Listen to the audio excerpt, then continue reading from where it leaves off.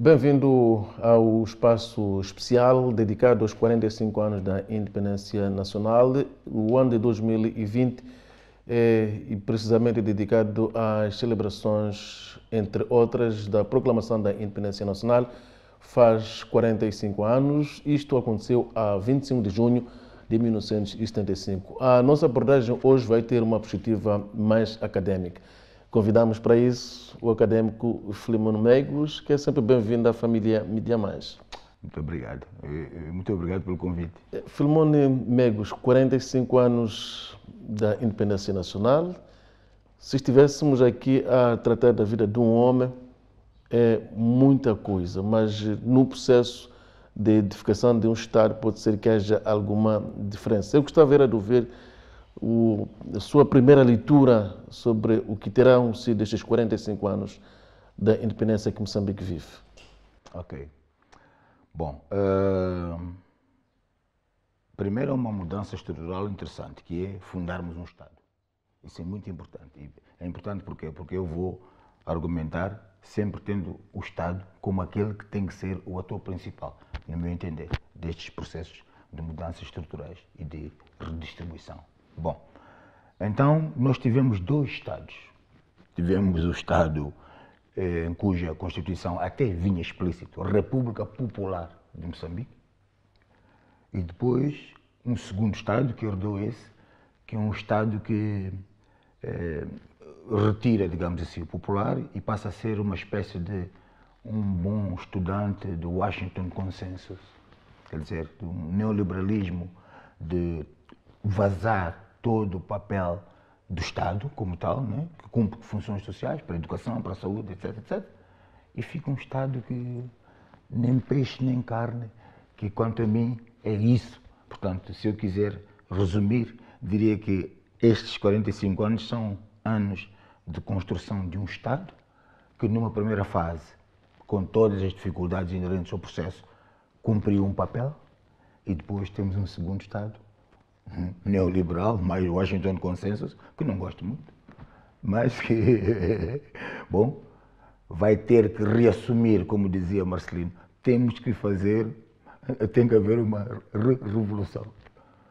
Porque o Estado, no nosso caso, tem que preencher essas lacunas regionais, do ponto de vista de equidade de género, do ponto de vista de intergeracionalidade.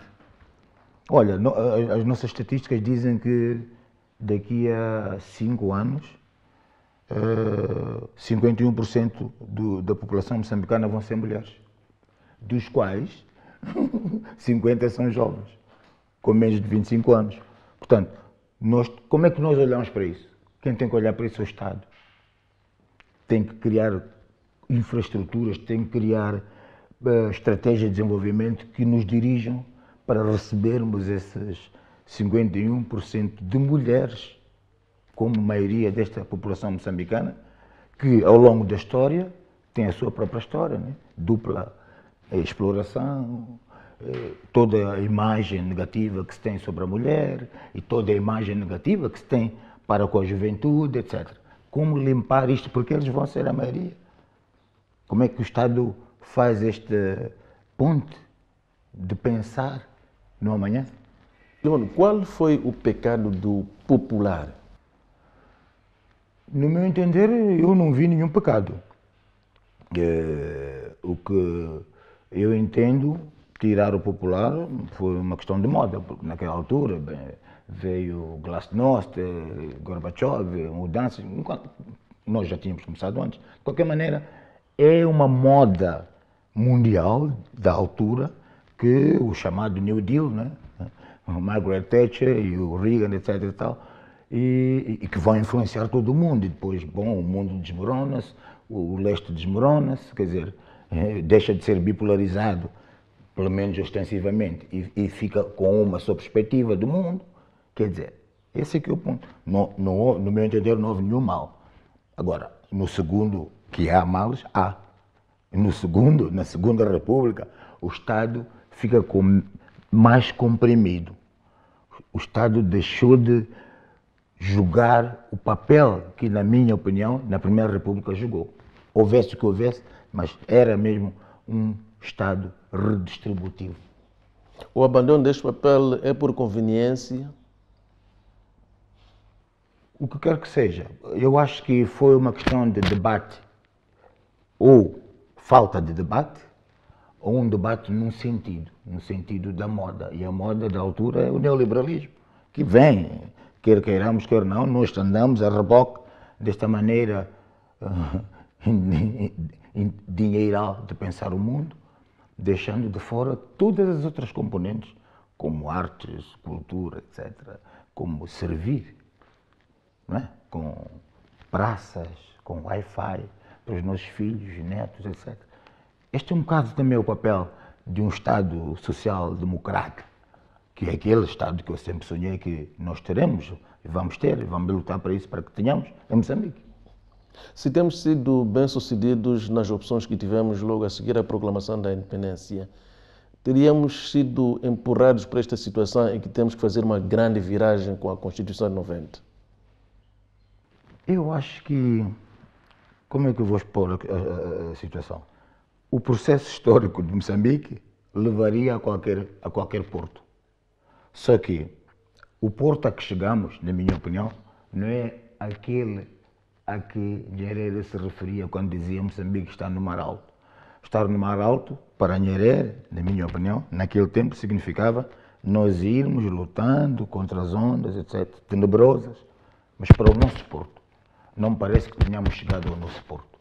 Esta é, na minha opinião, a análise que eu faço a este segundo Estado, que deixou, foi largando o seu papel redistributivo, da equitatividade. É o Estado que tem que fazer esta redistribuição, olhar para os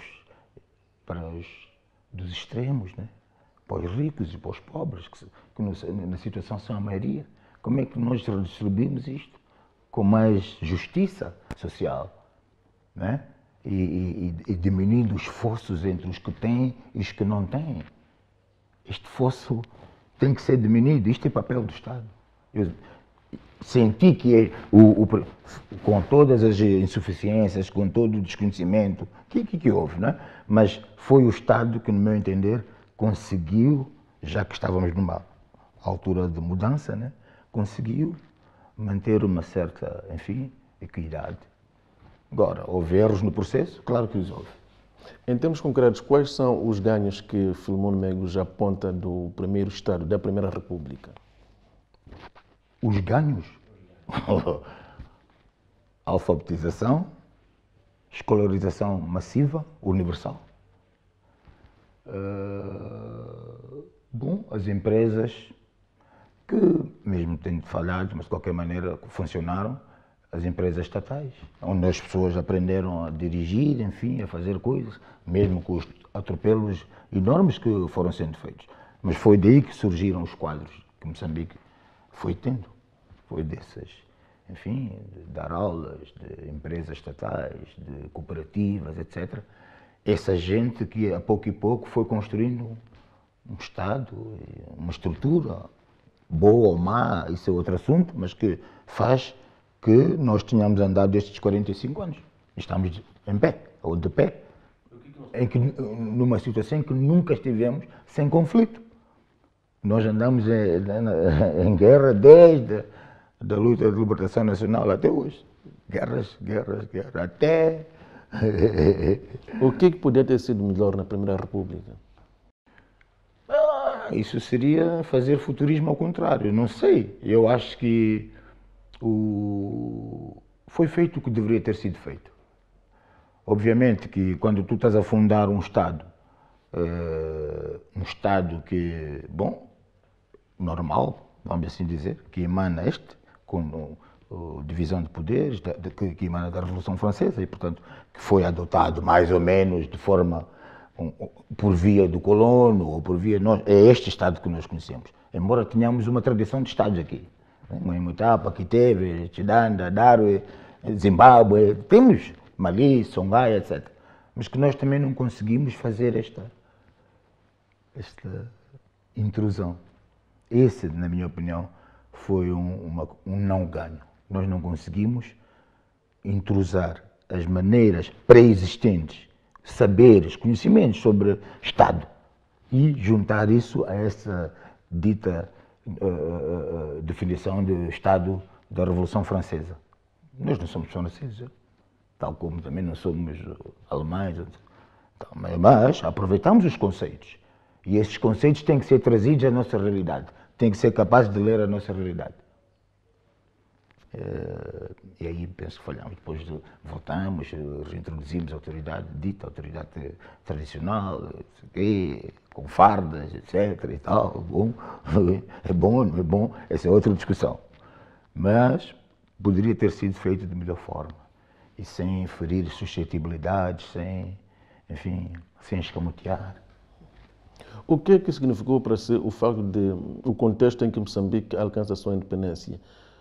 Moçambique proclama a independência numa situação em que ainda tinha o regime racista de Ian Smith no Zimbábue e a África do Sul estava sob o domínio do regime do apartheid. O que é que isso significou? Por um lado, significou uma oportunidade dos moçambicanos demonstrarem a sua solidariedade. Foi aí até que fundamos o Banco de Solidariedade.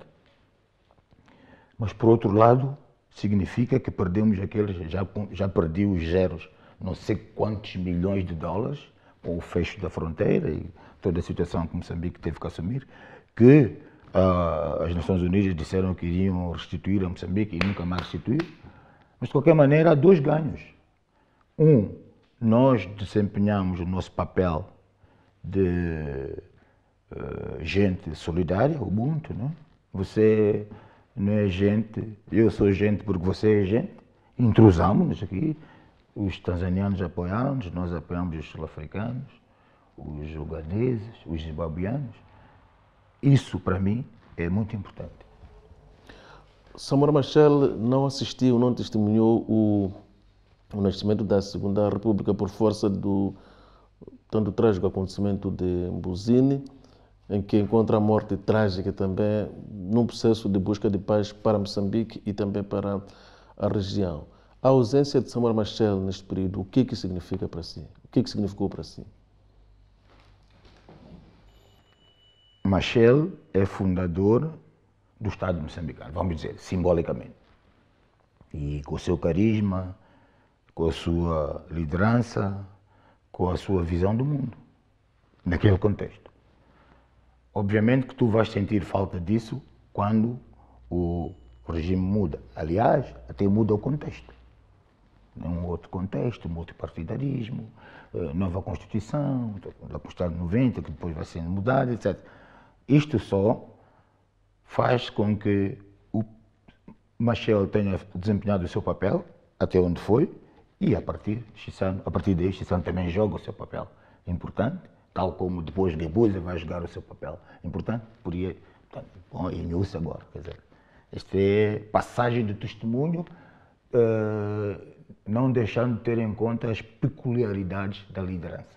Cada um tem o seu estilo de liderança. E esse estilo de liderança, tudo faz parecer que fica claro nos processos, nas escolhas de estratégias de desenvolvimento, etc. E acha que o papel de Eduardo Mondlane, que também é assassinado em plena luta de libertação nacional, terá sido continuado quando Moçambique proclama a independência? Essa é outra pergunta que não é científica. Os seis na história, são hipóteses que podes levantar, etc. E tal, mas a Frelimo, eu ouvi uma entrevista que Mondlane concedeu creio que é aqui de Bragança, no fim de uma reunião qualquer do Comitê Central, em 68, no início, 67, 68, não me lembro, em que o Mondlane diz, nós estamos cada vez mais e mais a aproximarmos de um socialismo do tipo marxista-leninista. Ele diz, afirma. E ouvi, é um áudio, e conversei com pessoas, as pessoas dizem, não, mas isso era o contexto e tal, claro que... Pronto, nunca se sabe, portanto, se ele tomaria uma... Mas ele tinha uma vantagem, ele tinha estudado.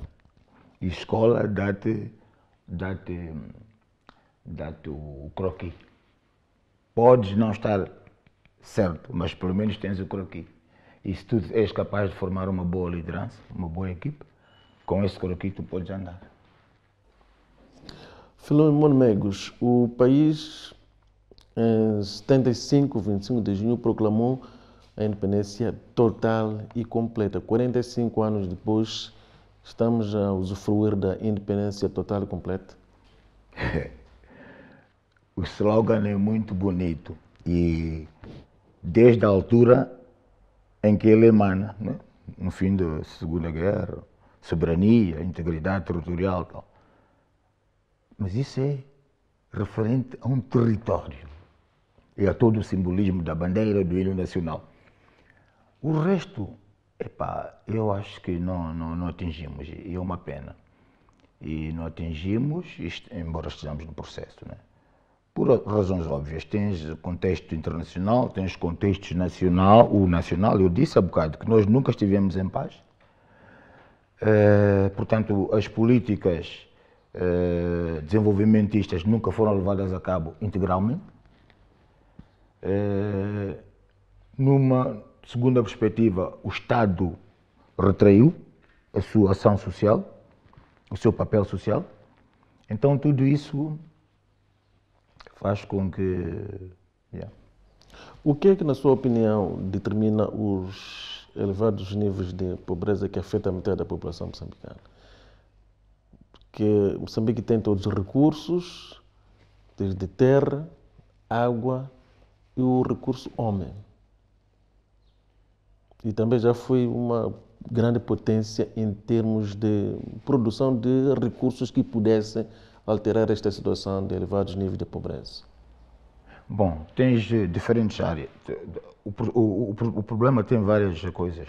Uma é que a pobreza é estrutural, ou seja, nós herdamos uma população bastante fracionada e bastantes diferenças entre o rural e o urbano. E o rural é a maioria, estamos a falar de cerca de 80% da população em Moçambique vive na zona rural. Ora, todos estes fatores vão contribuir para que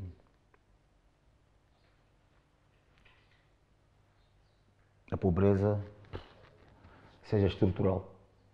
Agora, tens um problema que estrutura, que é a educação. Tens o problema da malnutrição.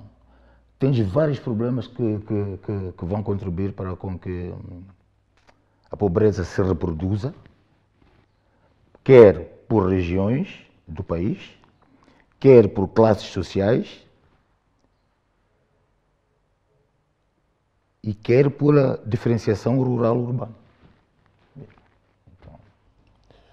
O que é que isto pode representar? A prevalência de elevados níveis da pobreza, das assimetrias, o que é que pode representar do ponto de vista da manutenção e consolidação da unidade dos moçambicanos, a unidade nacional? Primeiro, quero dizer que o Estado tem que entrar mais forte para redistribuir. E quando digo redistribuição, estou a dizer influenciar políticas que sejam capazes de diminuir o fosso entre ricos e não ricos, entre pobres e ricos, entre regiões, que é uma questão estrutural. Ninguém diz que, ok, ali tem produto A e aqui tem o B. Por que não se troca? Por que não se faz todo este processo em que o Estado aparece como redistribuidor de recursos? Que políticas, Filomeno Mengus, acha que deviam ser adotadas para que a juventude se engaje efetivamente no processo de desenvolvimento de Moçambique? Nós temos um país em que a juventude é quase a maioria, entretanto, reclama de forma sistemática da falta de oportunidades. Eu acho que, mais uma vez, o Estado tem que desempenhar o papel. O Estado tem que fazer políticas que formem a juventude e que tenham em vista sempre que a juventude é estrutura. Eu acabei de dizer há bocado que daqui a 5, 6 anos, mais de metade da população será jovem com menos de 23 anos. Que políticas nós estamos a fazer para receber isso? Como é que nós vamos enquadrar esse facto? Ora, mais uma vez é o Estado que tem que Obviamente que o Estado, com as diferentes alianças e com políticas conjugadas de agroindústrias, de trazer incentivos para a juventude ir para a zona rural, que é a zona onde há mais condições. Hoje, as condições de mudança estrutural da economia, do quadro das microempresas, que começam com 5 pessoas, micro, pequena, média, que é a base de sustentação da economia moçambicana. Se nós conseguirmos fazer isso, eu acho que pode mudar. E a juventude tem que ser por aí. Mas se este panorama que o país vive continuar, o que é que pode significar do ponto de vista do objetivo central do país, que é a consolidação da unidade nacional? Que já começa a ficar beliscada, olhando para discursos daqui e da acolá. Eu acho que não. Eu acho que unidade nacional é um troféu de guerra.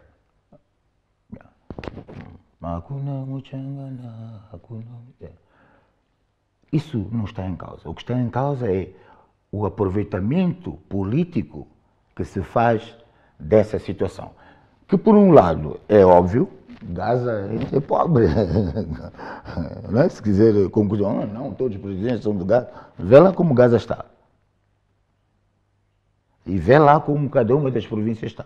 Portanto, todo Moçambique tem males e bens distribuídos equitativamente. E até quem tenha menos que outros, muito mais. Mas isso não quer dizer nada.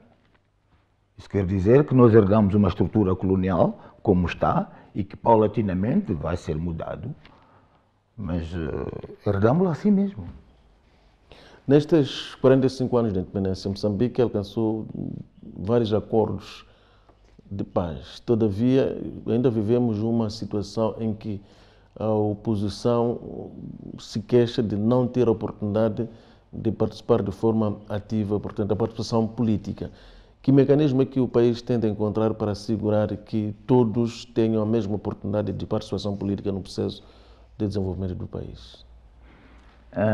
A nossa Constituição alberga diferença de opinião e de participação política. Aliás, uma das coisas que eu acho que até está demais, que é o facto de explicitar que a participação política é por via dos partidos políticos. Mas isso significa que todos os moçambicanos podem participar. Obviamente que há coisas que são de vontade política, que seria de, não sei, haver mais diálogo entre a oposição e o partido no poder, ou haver mais, na minha opinião, mais cidadania e mais patriotismo. Acima de qualquer partido tem que estar Moçambique. E se nós, os partidos políticos diferentes, digo nós como cidadão, conseguirmos estar de harmonia, pelo menos para com aquilo que tem que ser o desenvolvimento do nosso país, isso já é participar. Obviamente que depois temos as discussões ideológicas, etc, etc. Mas temos que estar de acordo para aquilo que são os grandes assuntos de estratégia de desenvolvimento do nosso país, para que seja melhor, para que vivamos felizes, para que seja mais equitativo, para que seja mais inclusivo, para que albergue os menos protegidos, para que redistribua educação e saúde, para aquilo que está escrito na Constituição da República. Educação, saúde, emprego, vem plasmado na nossa Constituição da República. Então temos que trabalhar para que isso seja efetivo. Há algumas correntes que defendem que Moçambique deve cultivar e promover a visão a visão da nação como causa nacional. Causa nacional. Isto é o que se repete. Qual é o papel que acha que as forças políticas deveriam ter na sociedade para que todos os moçambicanos se comprometam com a visão, com a causa nacional? Todos os partidos políticos têm que enveredar para aquilo que é central para qualquer partido político, que é construir a nação. Nós, todos os moçambicanos, têm que ser capazes de contribuir com a sua pedrinha, pedra a pedra, para construir a nação.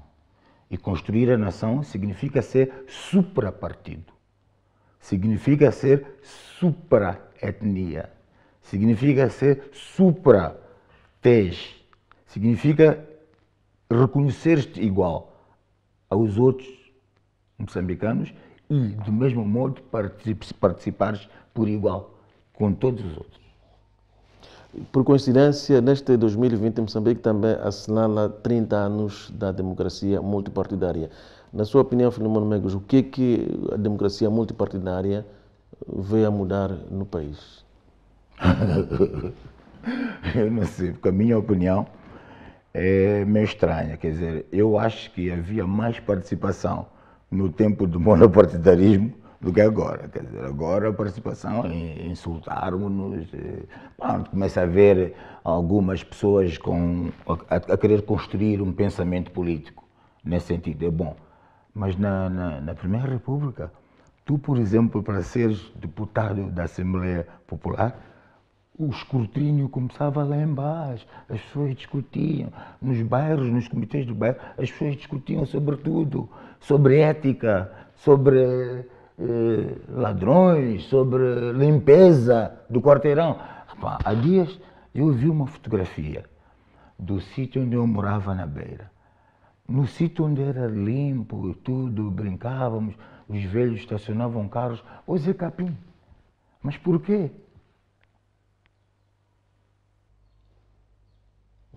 45 anos depois, qual é a direção que acha que o país deve seguir? Eu acho que a direção do país tem que ser sempre a mesma. Formar gente e integrar essa gente nas diferentes estratégias de desenvolvimento para que consigamos absorver toda essa gente, em que tenhamos poupança interna, que não temos, temos gente a trabalhar, temos microempresas pequenas, etc. Estamos a fazer o spinning off, fazemos reservas internas e assim Moçambique vai crescer. Nós não temos reservas internas, ou temos muito pouco. Mas por quê? Dizem que estamos a produzir riqueza. Ou então temos que dobrar, quadriplicar essa riqueza, porque sem poupança interna, nós não vamos ser capazes de amortecer as quedas periódicas do mercado. Então estamos a mercê de agendas, outras que não a nossa. Quando você está à espera da panela do vizinho para comer, você vai ser o último a comer. Então, eu acho que é por aí. É verdade que Moçambique vive os seus primeiros 45 anos da independência nacional, mas em termos práticos quase que não chegamos a ter uma independência traduzida em paz total. Sabe-se que proclamamos a independência nacional imediatamente começava a Guerra dos 16 anos, quando se assinou o Acordo Geral de Paz, 4 de outubro de 1992, vivemos alguns anos com uma espécie de uma paz quase que condicionada, embora não se sentisse este condicionalismo, e depois veio a confirmar-se com os ataques, sobretudo no centro, e hoje o país vive o terrorismo, como se diz, em algumas regiões da província de Cabo Delgado. Que políticas acha que têm de ser adotadas para que a paz seja efetivamente efetiva? Porque mesmo com o início do chamado DDR, não há muita certeza de que as coisas vão correr conforme se espera com o fenômeno Mariano Nhongo, por exemplo. Eu acho que nós temos muitos equívocos aqui em Moçambique. E o primeiro equívoco que está relacionado com isso é que a violência leva-nos à razão. Esse é o primeiro equívoco. Por quê? Infelizmente é um equívoco que se confunde, ou seja, estão a fazer analogia com a luta de libertação nacional, que é outra coisa. Então toda a gente, por analogia, vai pensando que é aquele símbolo da arma e da guerra que vai fazer mudanças.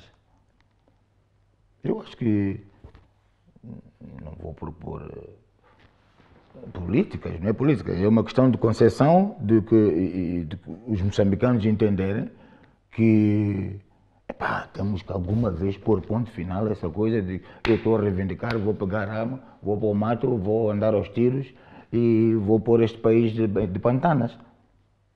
Isso é uma perspectiva de não razão e de meter, né, no nosso ser essa coisa de guerra. E nós não somos. Well, temos alguma história de guerra e tal, mas então temos que parar, porque guerra é mau, guerra entope as artérias, o país não funciona, as coisas não chegam, o rally quando chega caro, a madeira já não vem, a tangerina de Inhambane já não vem, como bem escreveu Craveirinho, por aí, quer dizer. Então, qual é a política? A política é sermos cidadãos, pensarmos e agir em prol do nosso país, da construção da nação, tal como a referimos há bocado. Quer dizer. Em relação à Guerra dos 16 anos e também aos acontecimentos no centro do país, sim, aí se enfatiza o papel dos moçambicanos. E em relação ao terrorismo na província de Cabo Delgado? Eu acho que é a mesma coisa. Eu acho que é a mesma coisa, porque eu penso, não estudei isso, mas parece-me que há muitos moçambicanos envolvidos. Um moçambicano que se envolve para contra si mesmo, quer dizer, a desconstruir, no sentido mau do termo, a sua própria nação, esse moçambicano tem problemas. Então, nem política, é cidadania. As pessoas têm que ser, alô, ninguém destrói o seu próprio país. Como é que você destrói aquilo que é você? É como que você dizer, eu não sou eu. Não. Quem é capaz de meter na sua cabeça que pode destruir a sua coisa, a sua nação, o seu Estado, por motivos estranhos e ocultos que sejam, esse tem problemas, tem que ser trabalhado.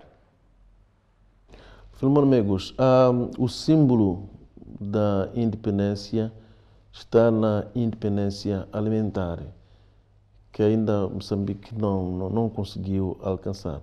De que forma acha que Moçambique pode alcançar a independência alimentar? Na Constituição está escrito: agricultura é a base, indústria, fator dinamizador. Se nós formos capazes de fazer jus a esse artigo da Constituição, dando insumos, fazendo a melhor investigação, com, como se diz, extensionistas, e tudo isto ligado a cada área, climas, etc. Se nós formos capazes de fazer isso, demos o salto. E resolvemos problemas transversais do emprego e acrescentamos a agropecoindústria. Vamos ter carne e vegetais para toda a vida, porque temos condições agroclimáticas ao longo de todo o país. É uma questão de programação, de estratégia de desenvolvimento. Mas é verdade o que diz que a agricultura é a base de desenvolvimento, tendo a indústria como fator dinamizador. Só que isto quase que nunca saiu de papel para ações concretas no terreno. Qual é a dificuldade do seu ponto de vista? Eu acho que agora, não tenho os números presentes, mas foi a primeira vez que a agricultura recebeu, acho que 10%. Há uma declaração da União Africana, por coincidência, em cimeira que decorreu em Maputo, em que se tomou essa decisão.